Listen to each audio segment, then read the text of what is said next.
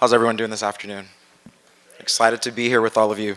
Again, my name is Denzel Porteous, and I use he, they pronouns, and I'm excited and honored to serve as the CEO of the Pride Fund. I'm really looking forward to the conversation we're going to have this afternoon with some of my friends and family. So come on out if we'll have Nancy, Damian, and Colby join us on the stage.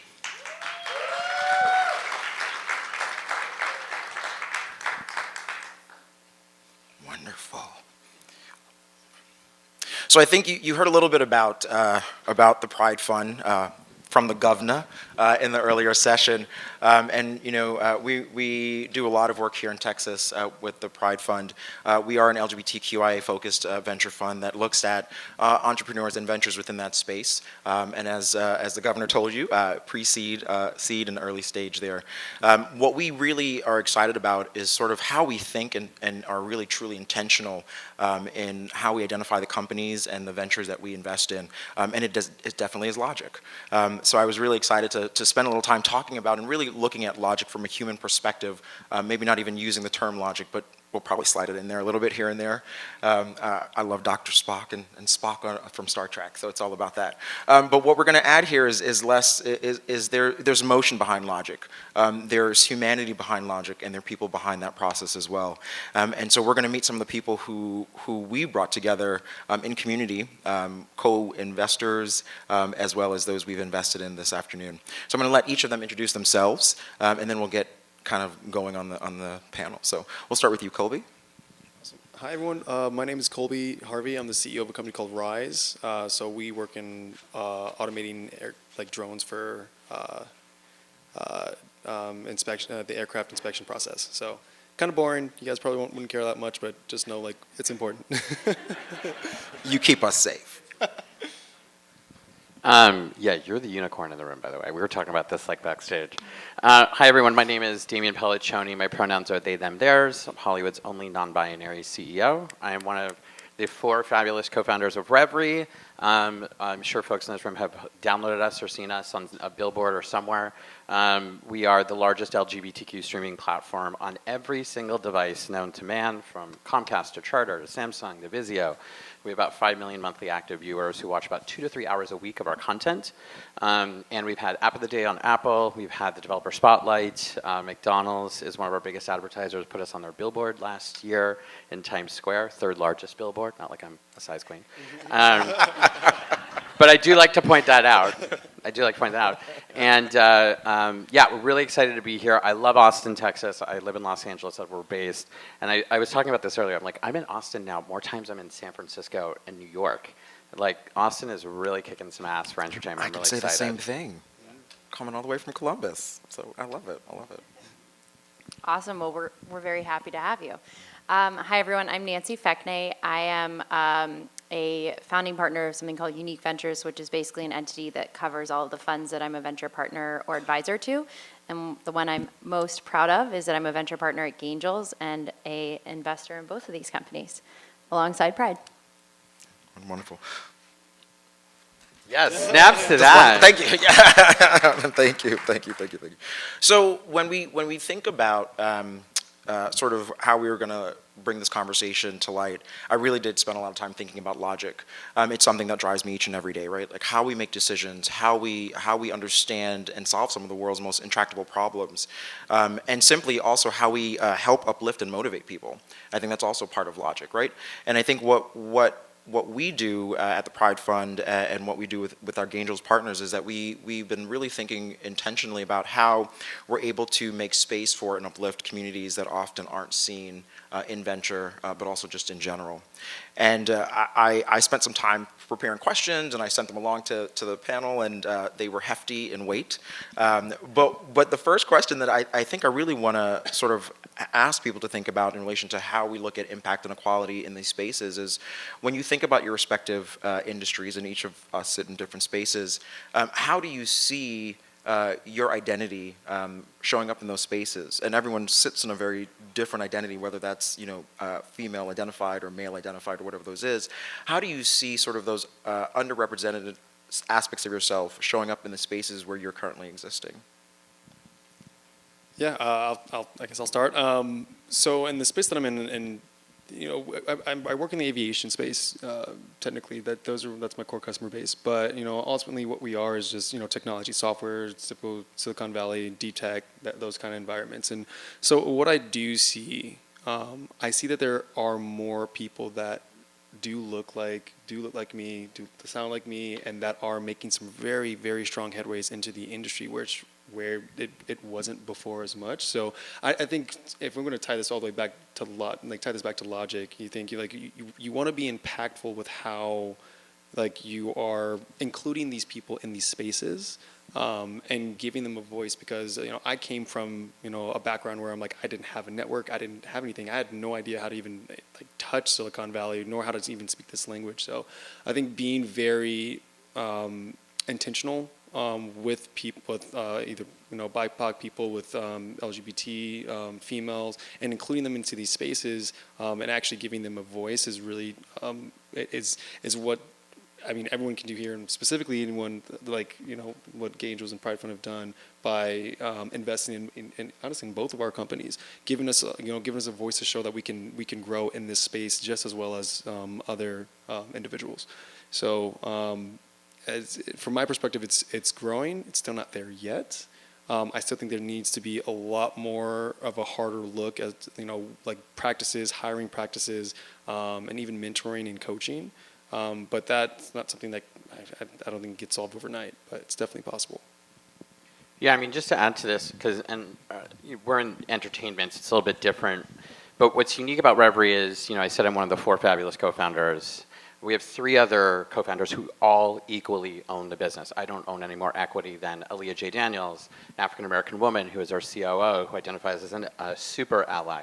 LaShawn McGee, a non-binary lesbian African-American person who is our chief product officer. Christopher Rodriguez, a Hispanic gay man who runs our content CCO, our chief content officer. We reflect from the top down and from an ownership perspective what we believe Hollywood needs to do in terms of change, real change, because so much of the boards, so much of the C-suites are there's one person of color, maybe 2, maybe a few women trickled in. It's predominantly dominated by cisgender white straight men. And there's no offense to any white cisgender straight man who is here. We love you. We love the allyship. But that type of He ain't straight. that type of leadership and ownership needs to start happening no matter what sector you're in of business, because we don't see it. There's been a running theme. A lot of folks have been talking about throwing out statistics and data about venture and capital and ownership and boards and C-suites, and you just don't see that. And we created Reverie for the purpose of seeing ourselves reflected in entertainment, seeing our unique perspectives, not just white gay men's perspectives, reflected on screen. And this is where we have built so much success in such a short period of time with little to no money, other than what we've gotten from the impact funds like Angels and Pride Fund, and we're in a new round, so if anyone's interested, come find me. We've doubled our revenue for the last 3 years. Always working, as you should. Always pitching as the CEO. And this is where we're a very hot commodity right now in Hollywood, and why we have the attention of these big advertisers, because we're 60% actually LGBTQ in terms of our employee resource group. We're 67% female in terms of our employee resource group. We're now 20% trans and non-binary in terms of the employees that we represent. And our retention is high. The newest employee is going to be turning 3 years old working for the company. Our highest employee has been there for 6 years, and we've only been around for 7. So that should say something about what we can do as a minority-founded business, any of us, anyone in this room, and the returns on that investment that we can yield, because we're so laser-focused and we know what it took just to get that $1 through the door. So I love that. It's amazing. I was sitting here debating internally, how do I answer this question? Because on one hand, I want to point out that, I started in venture 11 years ago, and I was almost always the only female. If not, there may be 10 other females at a conference or in a room or in the boardroom. It was usually just me. And, I had many experiences where there was, bias against me, where famously one very famous founder, who I won't out while I'm on stage, but came up to me, came into our boardroom to pitch us, and looked at me and said, "Hey, I'd love a coffee with cream and sugar," or whatever. And one of our partners stood up immediately, white male, stood up immediately and goes, I'll get you a coffee, don't worry. And like, what would you like? And like ran off to make sure that like I didn't have to get up and get him coffee. But it was, that was totally normal. And so I was hoping to say, like, we've gone so far. We have come so far. But unfortunately, I also just got back from San Francisco, where I was at the JP Morgan Health Summit, and I swear to God, it was everybody looked the same. And so I think in some ways, we have come really far. It's been 11 years, and we actually are talking about the problem, and we're addressing it. And that's how you actually come to a solution. There are great funds that have been started to address some of these issues. Female-focused funds, LGBTQIA-focused funds, et cetera, but we still have to recognize that there is an issue. We still have to recognize that only 3% of venture funding goes to women and only 1% goes to black and brown. And I actually don't know the statistics. Maybe you guys do. Less than 1/4%. Thank you. So we still have an issue to solve, but we're at least recognizing it as an issue and putting a spotlight on it, and that's going to be the step in the right direction. Wonderful, thank you. Well, and so I think I appreciate the sentiment, Nancy, because I think ultimately what you are saying is correct, right? We were thoughtful and intentional about creating these venture vehicles to be able to create change within the space, and we are slowly seeing that occur. That's logical. That's logic right there. Just pointing these things out to you. That's logical. When we think about it from that perspective, in terms of being that sort of thoughtful and intentional within the acts that we've taken, as you think about again our respective industries, going deeper into it, are there other ways that we can also intentionally be that thoughtful about continuing to change, not necessarily CEOs sitting in the seats, but the people that we're working with, the people that are looking at our services? How do we get into those spaces and really start to be able to help create change and thoughtfully in those spaces? I mean, I'm just going to say our sector of work is highly sought after, right? And we have a lot of great talent that comes out of our intern programs from like schools across this country that I never thought I could afford as an intern, some Ivy Leagues even. And these kids that come and work for us, that intern for us, they're doing it for a purpose. They're doing it because they either feel comfortable in the space that we operate in and the community that we're building with Reverie, or they do it because they are doing it for themselves. They're mission driven just like us, right? And I think like company culture at the top, from thinking logically, is the thing that attracts the most talent and gets these people into the spaces and allows them to kind of speak up or, try to have access. I always say that talent is equally distributed, but opportunity is not. Talent is equally distributed, but opportunity is not. And we are extremely intentional with the people that we bring on, that we hire, that we look for. And we spend time to find these people. We don't just take the first person that's in front of us or the one that may have more credits in terms of, their resume or, their GD from LinkedIn. We are looking for people who are reflective of our mission, who we are and what we're doing. And that's how we create high retention, and that's how we attract great talent. And this is how we create opportunity for those who don't have it because they don't look like someone else who's been in that room. Yeah, and I think to add on to that as well is like it's very important that you are very conscious of where you're looking for these talents. Like you need to, if you want to attract these people, you need to be looking and actively involved in those spaces.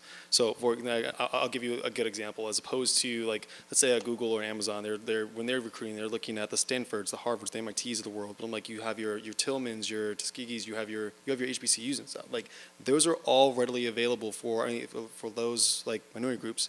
You're just not touching them. So you have to make sure that you're putting yourself, or you're putting as a company, you're creating that space where it's inclusive. So I mean, I guess from my perspective, like being a Black gay founder, as in the CEO position, makes it a lot more comfortable for me to have like conversations with other people that would typically feel like would not. Because to be honest, like what we build at Rise is something that it's very, very hard. Like it's deep tech. We're working in an industry that's extremely difficult to navigate. So you have to be really, really conscious. And we do like work with DoD, so that can really be off-putting to a lot of people.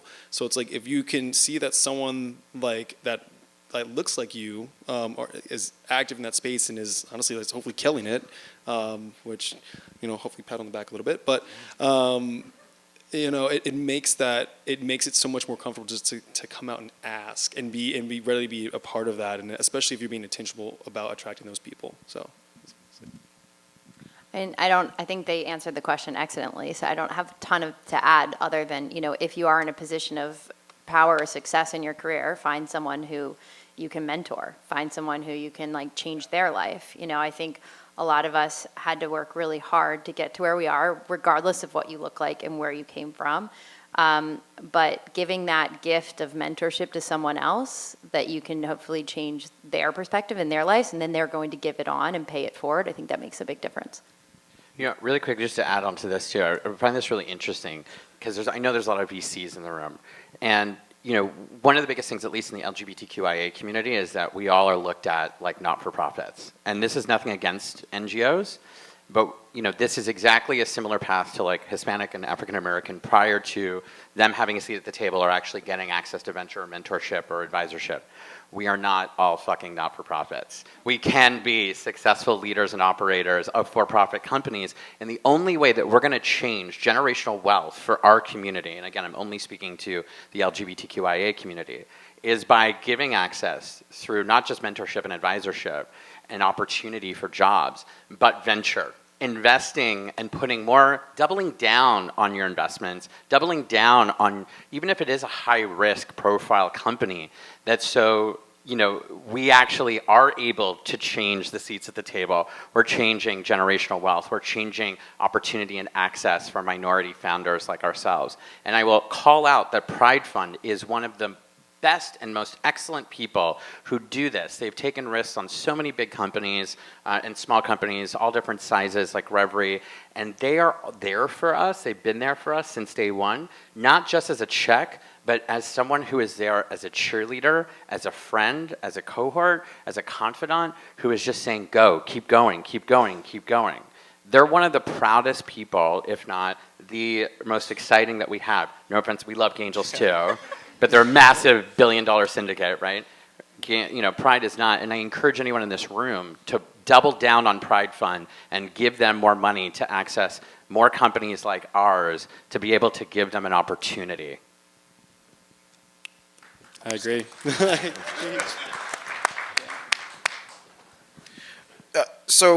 Logic is supposed to be devoid of emotion. That's silly. But logic is supposed to be devoid of emotion, right? And I think what we see here, and hopefully what you are feeling out there, is that the work that is happening is not devoid of emotion. You can still do logical things centered around emotion. You can still do logical things to create impact. You can still do logical things and create equality and equity in spaces. And I think what we have seen here and what we're hearing here is that each of us probably stepped into the work that we're doing from some sort of emotional center, from some space of wanting to be seen in a particular way, wanting to be a part of a community, wanting to demonstrate our ability and our impact in those spaces. I am able to bring my full identity to work each and every day as a proud queer black person.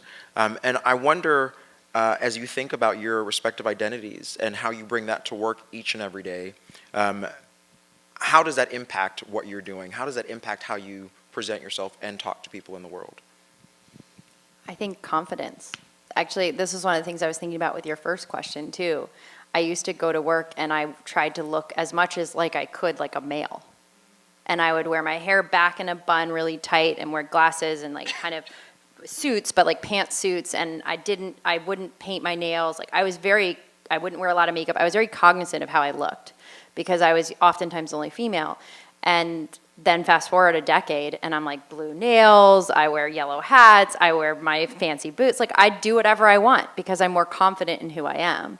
And I think that when I'm more confident in who I am, I can be a better investor, I can be a better ally to founders, I can be a better entrepreneur too. I mean, all of these things have come out of me in the last few years and I've been both in the last few years. So I think being able to embody who you really are makes a big difference in the passion you can bring to your workplace and the quality of the execution of what you're able to build. Yeah, I mean, I think that's called code switching, which we're very familiar with, right? So, I mean, going into some of the spaces, and I mean, particularly in the spaces that I'm in. So, I'm like in the two worlds. I'm living in both the world of technology, which is like technology and like deep tech, which is always, and venture, which is a little bit more open. So, at that point, like, and you're right, it's definitely about confidence. It's how you're presenting yourself, and honestly, for me, and I'm a very cis passing male, even though I am gay, but I don't hide anything. Like if those were questions that we come up to, like I take an investor out to lunch, and when I do that, it's like I'm not pitching you. I'm trying to get to know who you are as a person, and so that means I'm going to give little tidbits of my life to see like how you see how you react. And if you react in a very positive manner, then I'm going to have a much better and much more engaging conversation with you. But then I move into a space where it's like it is very old school, and this is the aviation industry, and like it can sometimes feel a little different. You're dealing with more I guess more blue collar individuals, and so like their life experiences are a lot different. So like that can also impact how you try to interact. And like I sometimes found myself trying to figure out how to talk about sports, which for me. I'd much rather Me That's too. so logical. Right. I would much rather jump backwards into fire, but Let's not do that. but I would find myself in those situations where it's like, okay, how am I relating to those people? But when I realized, once I just become more genuine with these people, and you come from a place of compassion, like they'll meet you in the middle. You might get some weird looks, but like at the end of the day, like you have to be confident and ready to act, because you're just as great and just as powerful as anybody in the room that you're with. I'm going to echo both of these. I agree with both statements. I came out as non-binary during the pandemic in 2020. So I didn't realize, who my true gender identity was prior to that. And when you look at like baby Damian and baby Reverie, and it's like wearing these like, pink blazers with the flare and the tie clip and like so many accessories. And when I started to like allow myself to explore the other side, the female side of my gender, and realizing that I was non-binary and then taking a public stance and coming out that way, oh my fucking God, it's so much more fun. Like, who doesn't want to wear makeup and heels and fabulous bags and hats?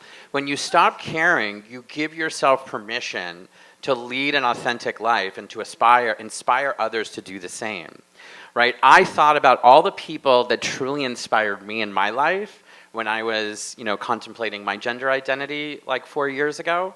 The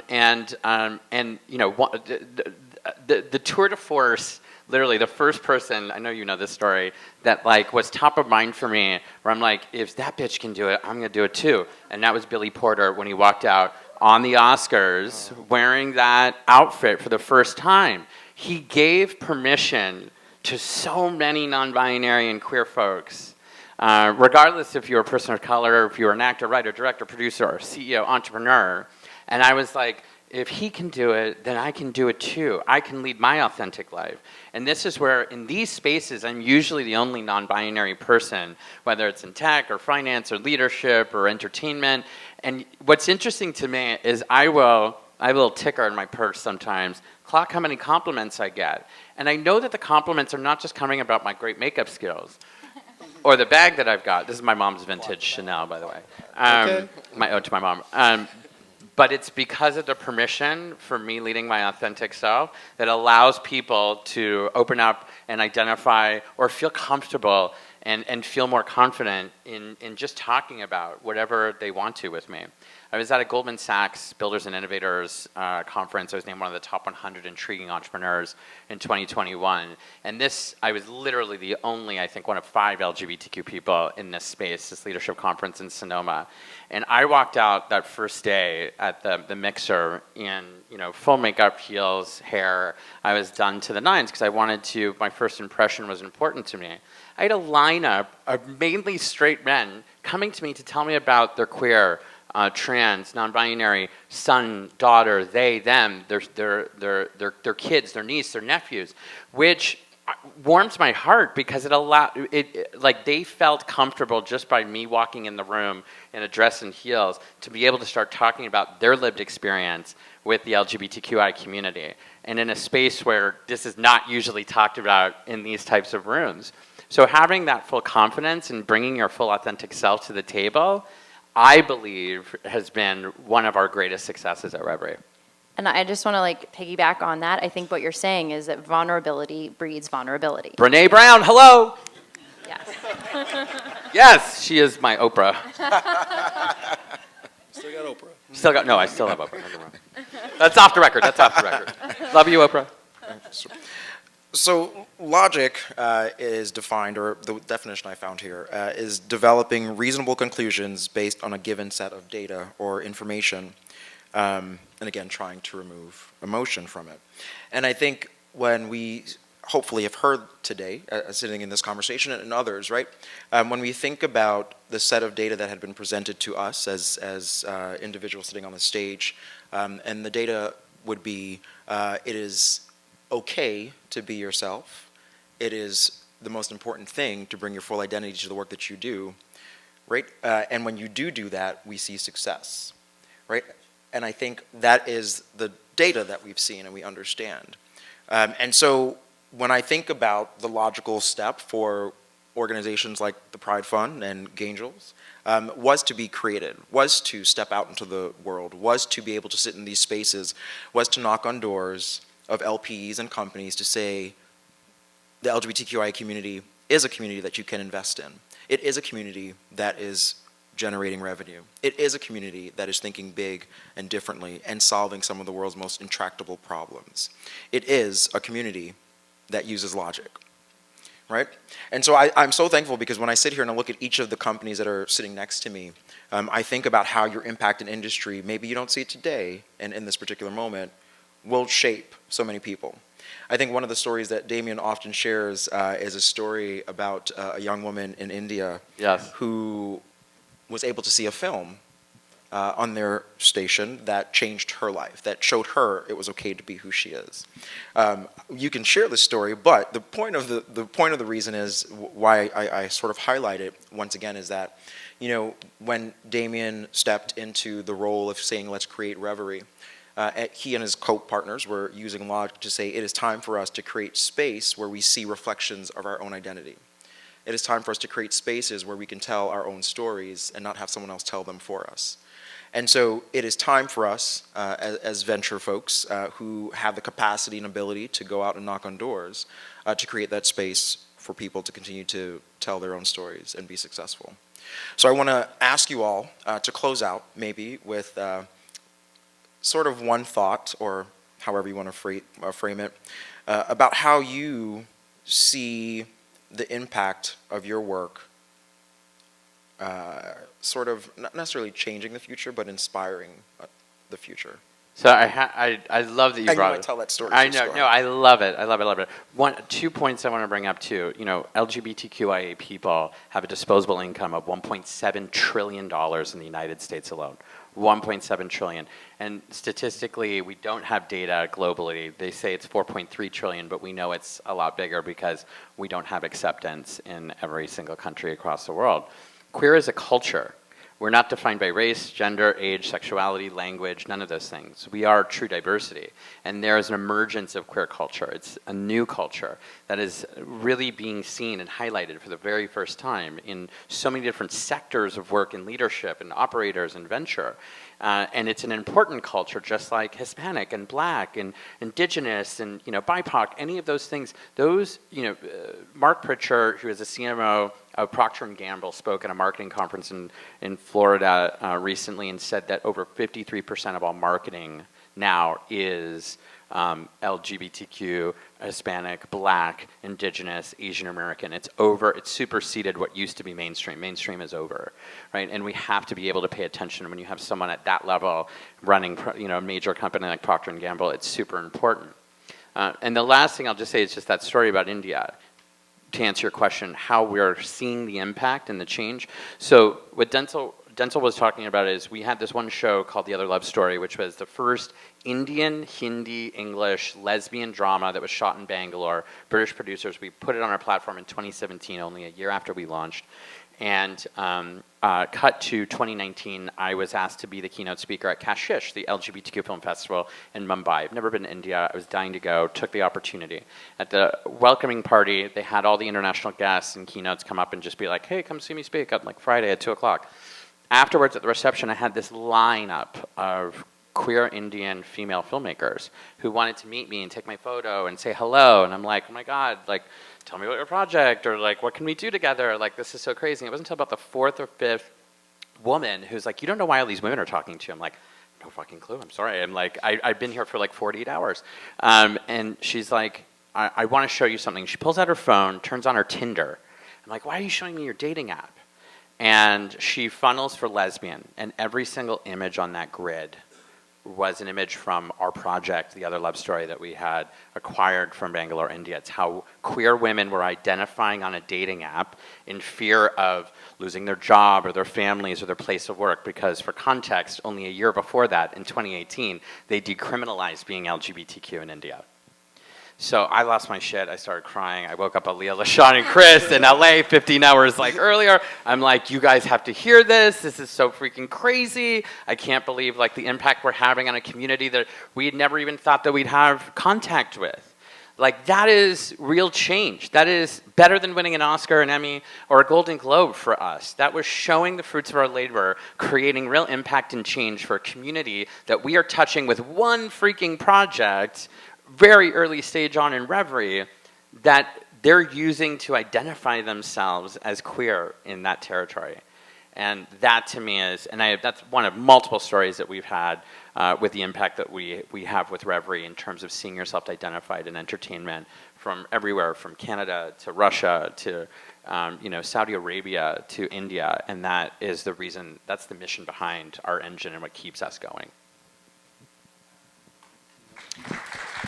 We're going to have to stop on that note because I see the negative time on the I clock. don't want to follow that anyways. Yeah, But I thank I'm you all not so- touching that with your hand. Thank you all so much for spending a little time with us. We really appreciated it.